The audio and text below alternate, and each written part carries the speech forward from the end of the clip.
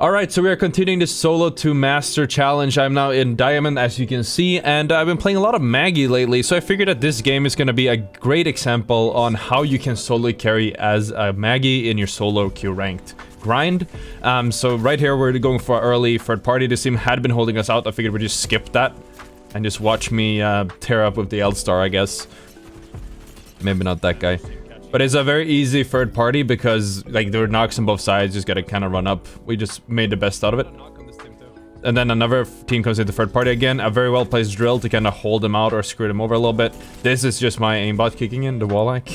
Inside there. There's another team on your left, though, be careful. So there's a little bit of, there's a little bit of, like, call-outs in this game. I normally don't call out for whatever reason, but I think it's incredibly strong to be the leader, to be the shot caller. I think I actually end up overextending here a little bit because there ended up being so many teams. As you all know, King's Canyon is crazy. Before this, there was a team, the first team that died, that was sitting on top of us and shooting with snipers, and that attracted the whole lobby here. That was not the best poke, and I actually ended up being a bit overextended here. I realized about this point that we probably shouldn't have stayed here. That was not the same team. But I just crawled back here, so very well played from my teammates to kind of just play small. You can always use cover from everything, really. So even though this is just Diamond, you can see some smart plays from them. Yeah, just leave me, just leave me. I even called here that they should leave me and just heal up. They don't have to stay there. It's a very exposed position. But yeah, if the guy on the left, the Pathfinder, pulls back, that means I'm safe to being rest. So that's pretty good. Starting off the video of me getting knocked. Isn't that amazing? But hear me out. There's gonna be some good lessons here and a little bit of good examples when it comes to shot calling. So I'm using my Q here. I wish I could show you that from the VOD earlier, but I'm using my Q here to kind of just stop them from peeking a specific angle. Now I'm ulting us out of here because we need to rotate. There's 1 minute left, and there's nothing to gain from taking this fight. So even call them out. I want to grab a little bit of loot, because why not? The other team is far away. And we're just moving in because, yeah, you have to be a little bit smart in these Diamond lobbies with how you rotate. If you're playing too passively, you're gonna get caught out by teams controlling the edge or anything like that. But yeah, so anyways, you just gotta run away from these. You don't take a stupid fight and that is like drawn out. The whole server might just be nearby and you gotta find a way in. Like literally now there's 20 seconds left before the zone starts closing. And if we stopped for like another fight, we would have gotten caught in zone and died. Instead, we're able to just run, like you're able to run all the way into zone, and there's, well, I think there might be a, you know, spoiler alert, I think there actually might be a little bit of adversity here, but all things considered, nobody's really blocking the rotation. We managed to get all the way to map room, more or less uncontested, albeit there are 8 squads left alive in zone before zone 2, but that's also because they all died where we were initially fighting. So now it just comes down to how are we going to abuse, or how are we going to use the lobby here and the zone to our advantage. We have a pretty good spot. I've mentioned this in a lot of previous videos on the subject, either through these VOD reviews or just in general through tip guides. Playing on the very edge on the, it's hard to explain, but basically on the opposite side of the zone is ideal in these types of lobbies because the odds of someone aping you is incredible. Like basically, you want to be, I want to pull up the map here. I'll pause real quick. So you want to be here, right? Because nobody can, we know that nobody's in map room. We don't know if someone's artillery or down here, but nobody's in map room. If any team starts moving towards map room and we start shooting them, the onus is on them to stop shooting or like rotating away because they are the ones that are exposed with a high risk of getting pushed by a team that's surrounding them. Or like, because they're the ones in the middle of any team. We know our backs are safe, so we never really have a third party risk unless a team hard apes us. Or many, for that matter. So obviously that comes down to the lobbies, but more often than not, this works. It's incredibly good, especially in aggressive lobbies. I hope that explanation makes sense, because I struggled so much with explaining that concept. And this is exactly a perfect example of that, this fight right here. So we have our back towards the zone. We know there's no teams near. This team walks way out, like in the open, and exposes themselves in a really bad way. Let's see what happens. So I'm just trying to work with my angles here personally. They do have a scan. I didn't know if that was a serial or whatever, but I'm just trying to take off angles. I don't know what they're doing. I'm not very good with the L-Star. Looking at this again, I probably should have dropped it. I haven't used it nearly enough. Now what I'm doing here is I know my Loba is low here. And also the Bloodhound. They are low, so the enemy team is probably going to push. What I do is I start a battery, but then I realize, no, I shouldn't do that. I also had thrown an Arcs already, so I peek back out. and I shoot. Because there's a crossfire setup right there. So he walked into a crossfire. He took the bait, hook, line, and sinker. And now exactly what I want was going to happen. Another team rolls up on a wall here, starts shooting them in the back. And yeah, we are not we're not completely safe here, but you know, they got one knock on one of them, and then we got the other knock, so the last guys to run. And the team on the wall, yeah, they're looking for poke, and they, you know, they could, if they get a knock here, they could push on it, but all in all, there's not really much that they can do here. Because if they want to push in, they have to traverse a large open space, and they're just not going to take that risk. Especially when they have a decent position, they think it ends. They might think that it ends or pulls towards them. Why would it pull towards map room when it looks like this? I took a lot of damage here. That was not fun. That guy pushed up way farther than I thought he would. And he's a beamer too. Oh, it was actually up on the... it was up on the alt beacon. Try to get to high ground here. So I call him back a little bit. I want us to take the high ground because now we're in like a pretty exposed position. We kind of like on a low ground. So you want to take this high ground because, just like with the last time, we can actually make a crossfire setup here, which is very good. Very underrated. Now I get aped by a vantage for no reason, and I love this decision. So I quickly hot swap with the Evo shield. I take out the Eva because I know she's low, and I think it turned off burst fire so I can all in. Yeah, I did. And then I get a nice trade here. It was a little bit dirty, but it wasn't a nice trade. There's even a hot swap here to blue. And my Loba did a great job and actually finished the kill and dropped me an armor. So we could get back up. So that was a very good punish on that guy. Because he was very clearly way out of position. Even used his movement ability to go there. So it was an easy punish for sure. Now this team thinks twice about what they want to do. And I think they just decided to adhere to the status quo at this point.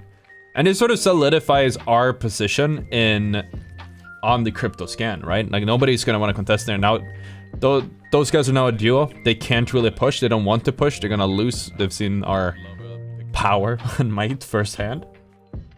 And I'm just abusing the Loba. It's funny to me because I know I clown on Loba players a lot, and I will still not apologize to the Loba community. But having a Loba in solo queue, I'm noticing, is really good, especially in these types of lobbies. Just abuse grabbing ammo or anything coming out. As long as the Loba keeps replenishing her ultimate and doesn't hold on to it, so you actually can get the most out of it, that's very good. So we found another team underneath us. They're getting poked by the team on the bridge. And I'm just looking for the left side because we have to figure out how we're gonna play this because the zone pulls here. Into this area. The wall, the high ground, nothing is in. Actually, I think the high ground is in, the big wall thing. I don't know what they call it.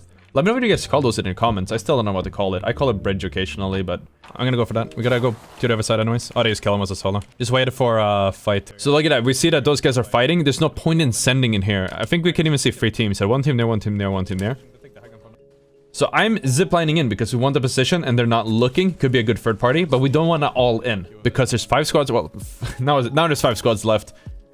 And a lot of knocks, but you don't want to be the one stuck in the middle of the sandwich. This is going to be one of those places where a lot of people congregate and drop in the same spot. So what I'm doing here is I'm taking a wide left angle. I'm just trying to clear, get info, figuring out where all the teams are. And I think we know that by now. We notice a solo or something in here. We notice a team up here. We notice a team in the back here.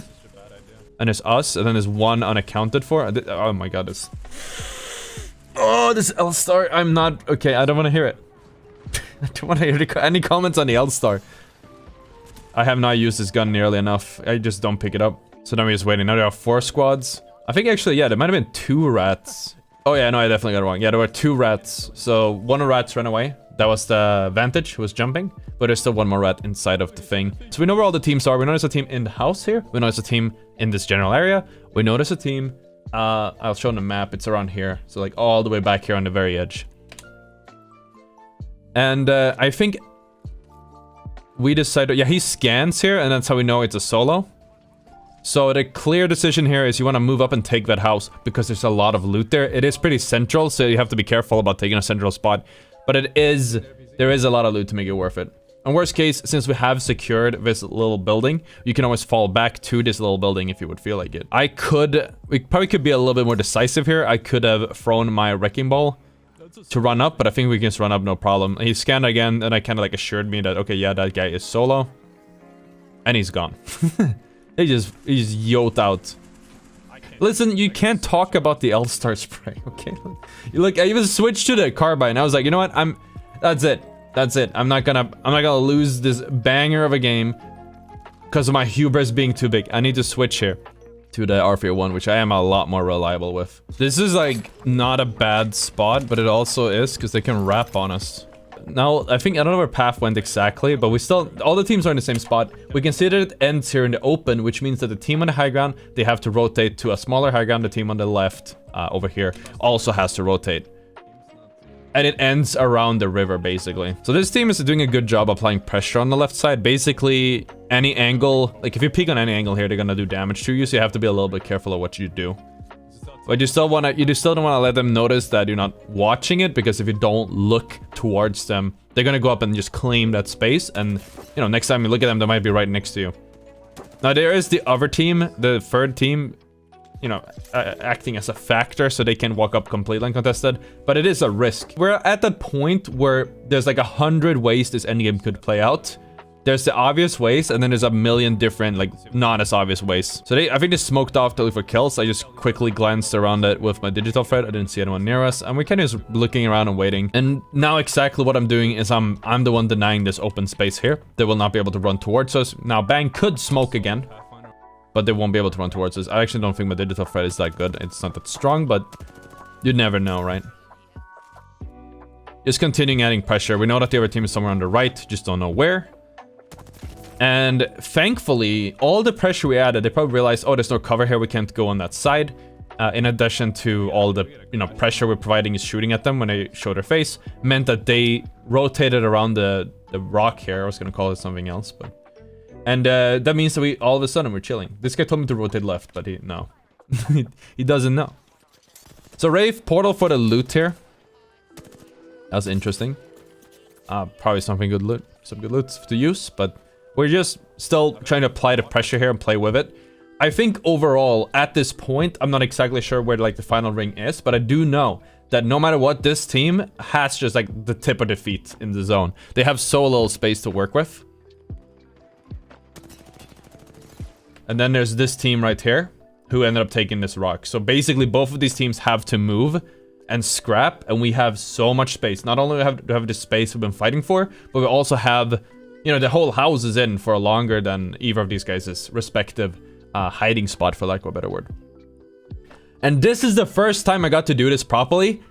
Gibraltar bubbled, and look at that. I've got my Maggie ultimate. Let's just enjoy that for a second.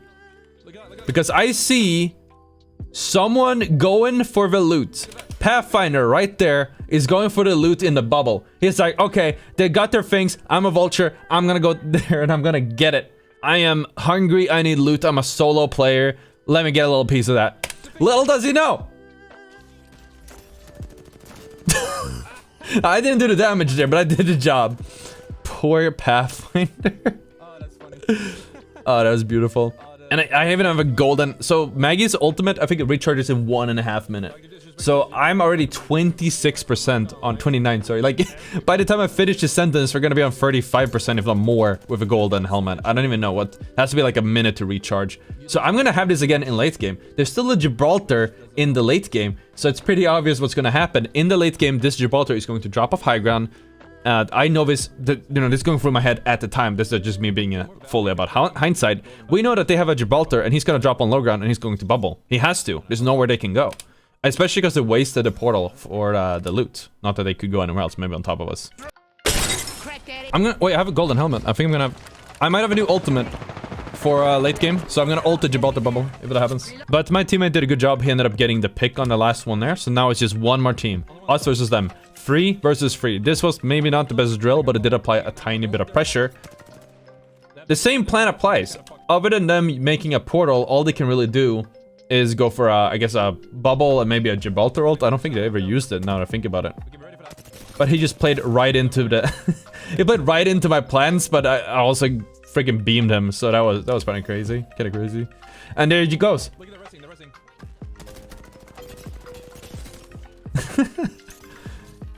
I got to do it 2 times in one game. In the final, in the same endgame.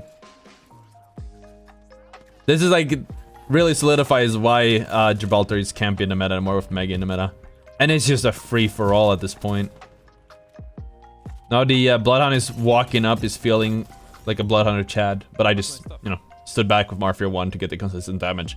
And that's how I do that. That's how one reason why Mag is extremely good. Though I did point out some things I could do better. I could have used my riot drill, yeah, well, I could have done that too, but I could have used my wrecking ball a bit too to move up on unsuspecting teams or rotating. I didn't do that as much as I could have now in retrospect, but that's, I guess, a good reason why you always should watch your own VOD, because there's always something you can learn yourself and become a little bit better.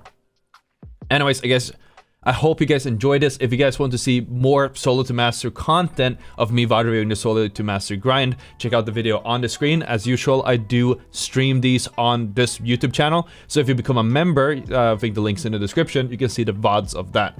Otherwise, you can check me out when I stream Monday, Wednesday, or Friday. Also, if you're watching with this vlog, make sure to hit the like button, subscribe, and yeah, I'll see you all tomorrow.